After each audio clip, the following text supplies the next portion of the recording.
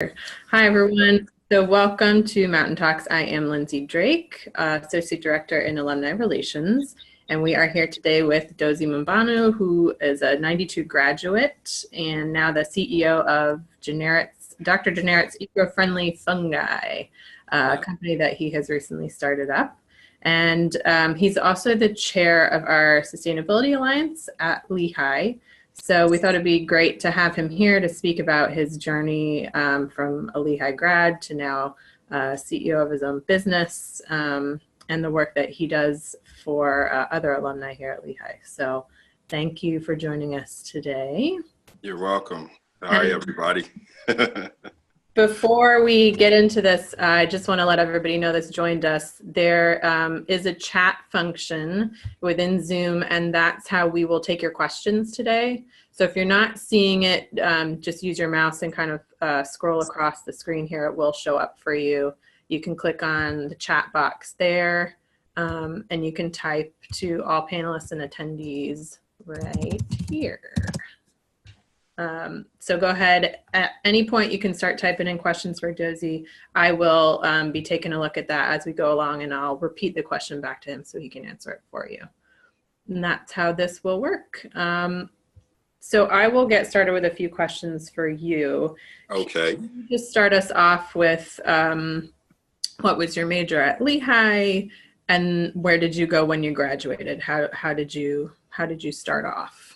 Okay, so at Lehigh, I majored in social psychology. That was a story on its own, just figuring out what my major was going to be. So hadn't decided a major until my junior year and still didn't know what I wanted to major in. And my advisor pulled out my transcripts and he said that you seem to like this particular track of courses. And I said, yes, I really enjoy it. So that's how we chose the Department of Social Sciences, and social psychology was the track that I chose. And then I had a minor in communications. And I have to say that both the social psychology, the combination of that with the communications has really served me well, even after I left Lehigh and all the way up till today. When I left Lehigh, my whole intent was to become a professional basketball player since I was in 7th grade, and I had some opportunities that came up with some failures, and then I got an opportunity in '95 to go back overseas, and it was all she wrote from then, all the way up until I retired from playing professional basketball internationally in 2010 at the age of 40. All right. So when did you decide that you wanted to start this business? How did you even find out about Dr. Janerette, and what made you want to go after this? So I'll give you a brief background. Janerette's Eco-Friendly Fungi was an idea I came up with based upon my mother's, Carol, can you answer that, please? Based upon my mother's sister, sorry, everyone. Based upon my mother's sister, Dr. Janerette, who is here, by the way, she's listening in. Oh, nice. And yes, she used to work for the Department of Agriculture in their main laboratory in Beltsville, Maryland. This was when I was a kid in the 70s. And my mother used to take my brother and I during summer vacation to visit her, and she would take us to the laboratory, actually. So we and my brother would run around in the laboratory, in the greenhouse, and we'd be playing tag while she's working, and we play hide and go seek. So that is the beginning. They ended up closing that laboratory. Dr. Janerette then worked for a consulting company where she actually wrote the protocols that the Department of Energy and the Environmental Protection Agency use to this day. She wrote the protocols for how do you handle the oil spills. And they're still using these protocols today. Dr. Janerette wrote those. So that's the beginning of all of this. That's the genesis. That's the genesis of this whole sustainability, building this company off of sustainability initiatives. As I was in high school, Dr. Janerette made a very big discovery. They ended up closing that laboratory. And she was working as a professor, and she made a very big discovery with these fungi. They're called ectomycorrhizal fungi. Most people in this space know them as mycorrhizal fungi. And there are two types of mycorrhizal fungi, endo and ecto. Dr. Janerette, what she cornered was the ectomycorrhizal fungi territory, which she was able to make through her discovery something that is still believed today to be impossible. She was able to make these fungi work both with woody and non-woody plants. And that is believed to be impossible, but it is a reality because we're doing it. What made me go into this space after retiring, after I retired, I had an adventure into the Olympics where I was the manager of Nigeria's national men's Olympic basketball team. And at the Olympics, there were a lot of sustainability initiatives in the athletes' quarters, the Olympic, where everyone, the residents were at the Olympic Village, a lot of recycling. And I never forget, a friend of mine showed me the video that Leonardo DiCaprio did on climate. And that was the light bulb, because at that point I knew that the rhetoric, things were on people's minds about climate change, sustaining the world, how your food is being sourced, how it's being grown. And that set the light bulb off. And I came back home after the Olympics to Philadelphia and made this proposal to Dr. Janerette and said, I think the time is right for your discovery. And people weren't thinking about that in the 80s when she made this discovery. Mm-hmm. I was actually a junior in high school in 1986. So you have to figure, this technology has been around for 32 years, but there are powers that be and people who were not receptive to change. And that brings us to today and how we started this company. And we really started ramping this up 4 years ago in January of 2014. Last year in January of 2017 is when I registered the company and hit the ground running after we ended up through a business accelerator here in Philadelphia, and haven't looked back since. And it's just been a wonderful, wonderful journey for us. That's fantastic. So thank you. You said you started it 4 years ago. You just what was it that you just did last year? We registered the company as a LLC. So can you talk about some of the challenges in starting a business? This is your first time starting a business, or had you had some experience in the past with that? Well, that's what I brought to the table. Strategic planning. I had started my own international sports management company that we ended up with some very unique successes internationally on event management. Pretty much I was dealing in player representation, and then the market got saturated with agents, international agents. So what I set out to do was diversify, and that's how I got into international event management. That's the expertise I bring to the company. Okay, I'm a connector. I am a sustainability advocate, but it was the expertise that I gained and the experience from doing the international sports management. And when I used to come home on holidays, vacations, and talk to Dr. Janerette about how I started seeing from the event management that there is a really unique correlation between sports and science. And at first, I got well, tell me more. And I started explaining, and that is what really led us into starting the company. Some of the challenges were people not being receptive. The whole agriculture industry is predicated on fertilizer. So when you're trying to introduce a new, innovative, disruptive way of growing your food, and it's also natural, organic, and it reduces the need for the use of fertilizer, a lot of people, they start thinking, well, this isn't possible. And so, true, excuse me, go ahead. Yeah. It sounds too good to be true. Exactly.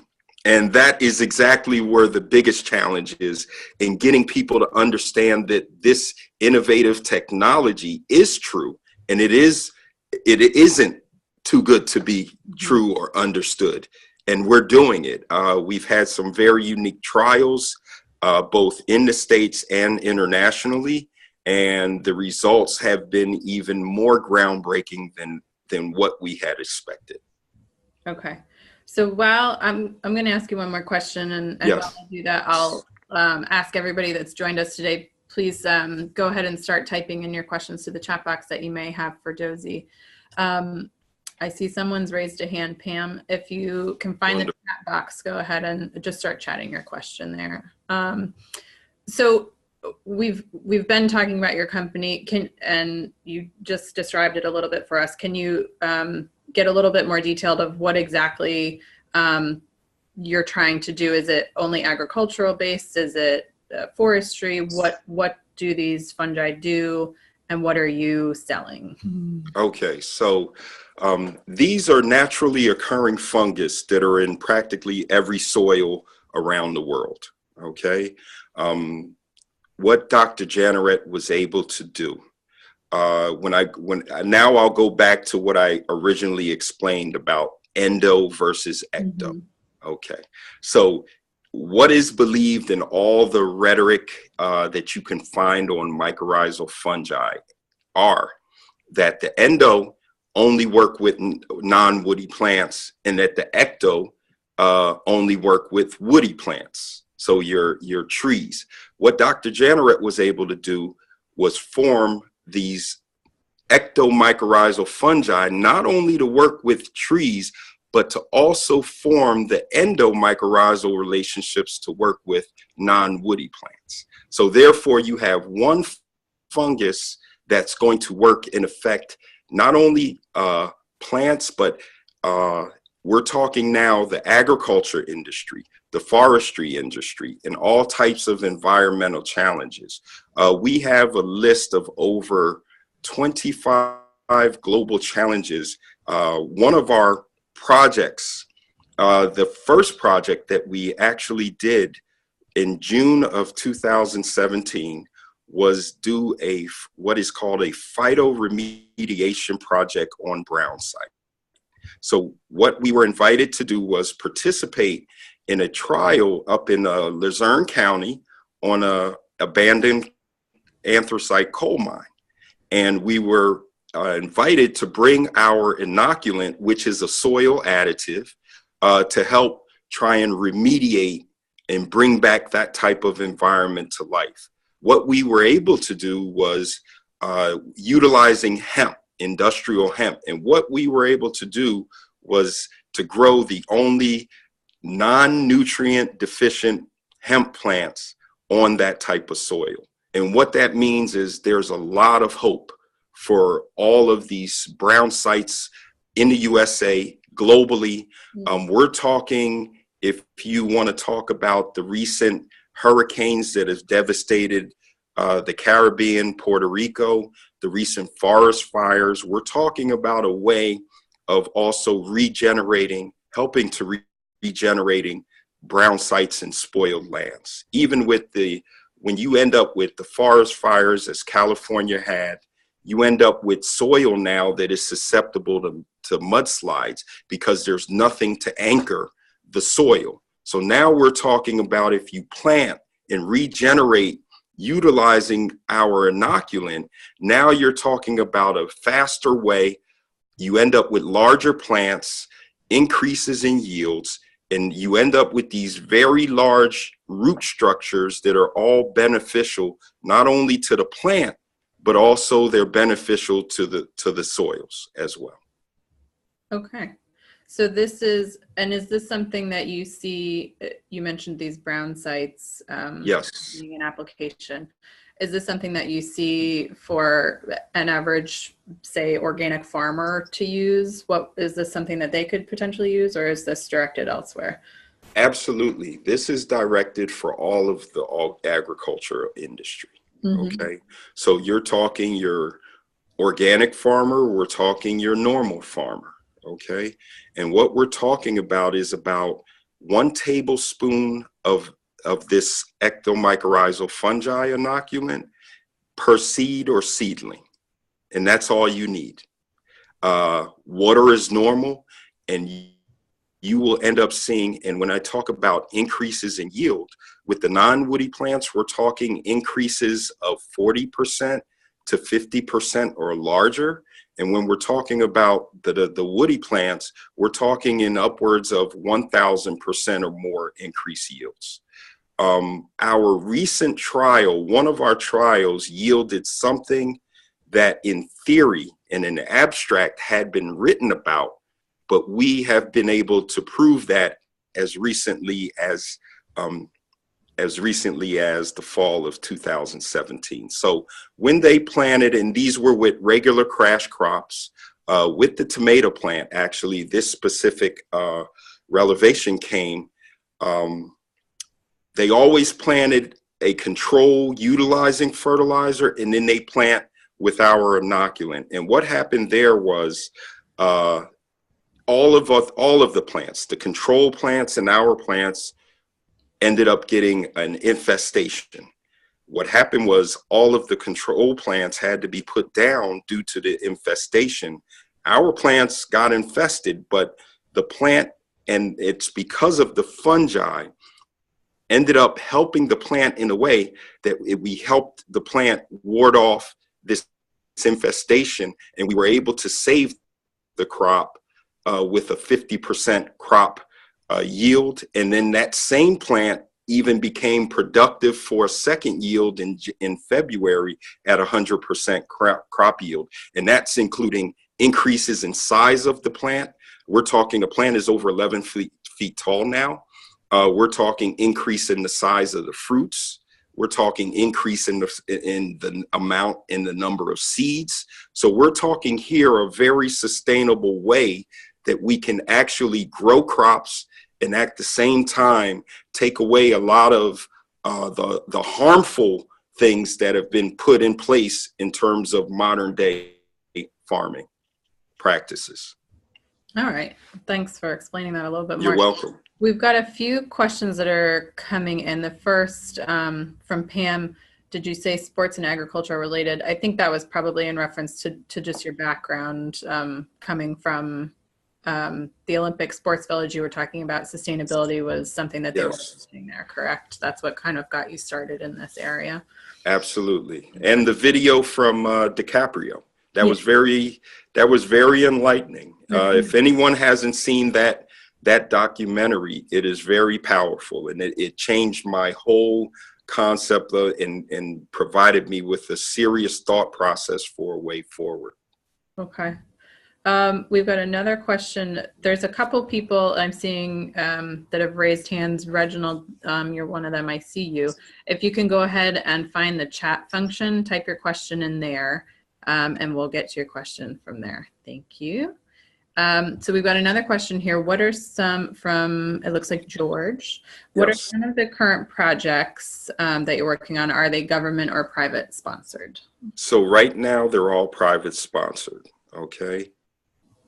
We are looking towards some international projects in terms of we partnered with the Wharton Undergrad Consultancy Club, and they are actually now sourcing different grants around the world.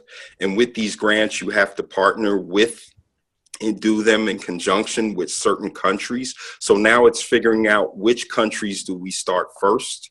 to go after certain specific grants, because there are all types of environmental challenges where companies have done all types of dumping, over farming of land, and the land is no longer as productive. Over the last 15 years, there has been a steady decline in the yields produced by farming. So that is one of the challenges that we address. When you're over farming, when you're over fertilizing, you're actually damaging the soils. So this is a natural way to regenerate these soils and produce very productive crops and plants. Okay. Pam has a question. I love your question, Pam. Okay. Can you tell us more about the Lehigh Sustainability Alliance and how students can get involved? Absolutely. So I just learned myself about the Lehigh University Alumni Sustainability Alliance last year.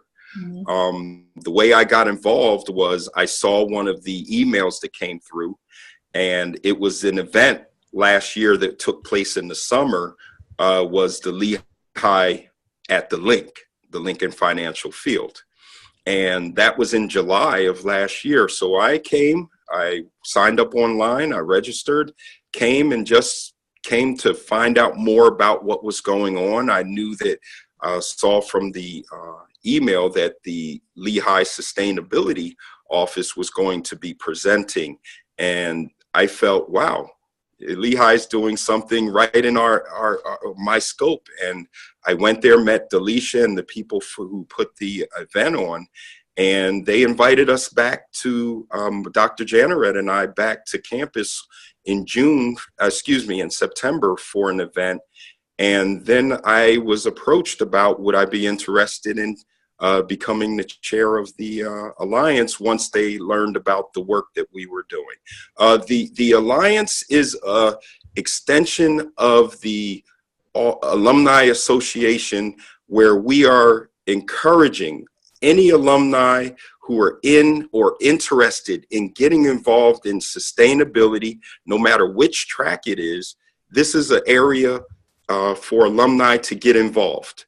The Philadelphia Club is putting that Lehigh at the Link event on later this month on a Saturday, the 28th of April. I will be presenting at that event as well. So it's a lot of engagement. There are some other events that we are putting on that encouraging alumni to come and get involved. The university has a sustainable plan for the year 2020. And, we are working in conjunction with the Sustainability Office and trying to get people from all walks of careers in life to get involved. If you're a Lehigh grad, please reach out, an email. I can give you my email. Zoe Grossman handles our communication, and she is the one responsible for getting everyone signed up. So I encourage all the alumni, please get involved. Come join us. We'll be expecting you, and we'll be welcoming you with open arms. Great. I'll pop a few links in the chat in a minute. One of them to Lehigh Connects, which will get you. It's an alumni kind of networking connector, and you can sign up for the Sustainability Alliance through that as well. And Pam, your question I know was also how can students get involved? My best advice for that at the moment is to get involved with the Office of Sustainability on campus, because the Sustainability Alliance for our alumni, they kind of work in conjunction right now. Absolutely. And I'll put in a little plug that next Monday, we're having another Mountain Talk with Delisha Naman, who is our sustainability officer here at Lehigh, and she'll be talking more about campus sustainability plan and other things on Lehigh's campus that are affected by this push towards sustainability, like research and innovation here on campus. So sign up for that one. It's on Monday. Absolutely. Please. I'll be on that call. All right. Great. Let's see. I haven't seen any other questions roll in, but I have another question for you, Dozie. Okay. What's next for you in the company? Where do you go from where you're at, or where are you hoping to go from here? Okay, thank you. Great question. So it's a very exciting time for us as a company right now. So as I mentioned, we went through a business accelerator, which finished in December of 2016. And from there is when we hit the ground running. As a startup company and having to learn all about the startup industry, it's a very different learning curve than sports management and international sports management. So I had to do a whole reset and reboot, and we've come to this point where June of last year was our first trial. That one involved the Department of Agriculture, the EPA, and the Department of Conservation and Natural Resources. From there, we ended up with the one trial in Kenya. We have another trial in Puerto Rico. And all these events have led us to where we are now, where as a startup company, we're actually this month, April, in the middle of beginning our first company capital raise. I've already booked a pipeline of over 20 investors. So that is a win for us. And we will start raising this money here within the next week and a half. It's a very exciting time. We are raising $1 million to $1.5 million, and I think everyone will love this. We ended up with a great opportunity from the Ben Franklin Tech Ventures, which is housed on Lehigh's campus. So they also work in conjunction with the Lehigh Enterprise Systems Center. I just got off a call this morning. They were asking us, what are you thinking? Are you thinking to stay in Philly, or are you thinking of coming up here and joining us?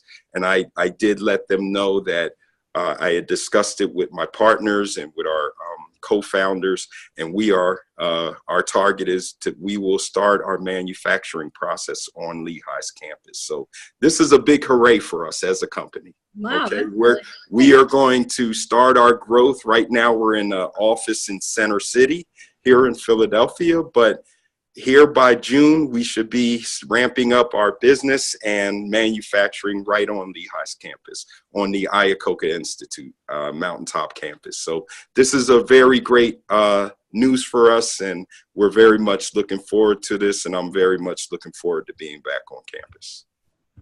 That's fantastic. So definitely more to come from you, and hopefully more partnership with Lehigh moving forward. That's absolutely. Thank you. It's a very exciting time for us.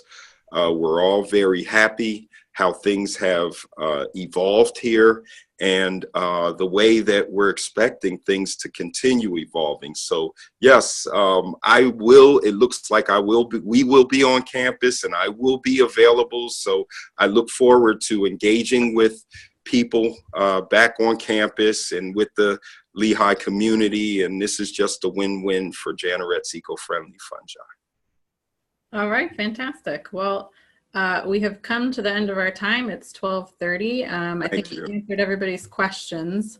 So I will go ahead and thank you for joining us. You're welcome. Thank you. Yeah, Dozie did mention he will be speaking at the Lehigh at the Link event, which is a tour of Lincoln Financial Field. And he will be speaking at that event as well. So check that out.